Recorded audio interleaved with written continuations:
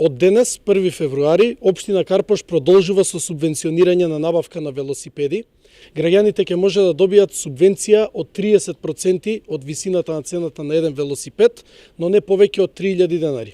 Она што е потребно е граѓаните да достават до Општина Карпош копија од лична карта, трансакцијска сметка, како и оригинал фискална сметка за доказ дека велосипедот е купен после 1, 2, односно после денешниот ден.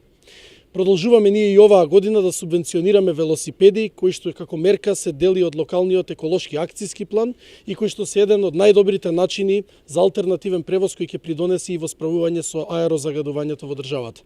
Општина Карпош продолжува и понатаму со сите сили на сите начини да се бори за здрава животна средина и почист воздух за дишење за сите. Би сакал само и да напоменам во интерес на граѓаните дека исплатата на финансиските средства за субвенции на велосипеди согласно изборниот закон ќе се изврши по завршување на предстојните избори.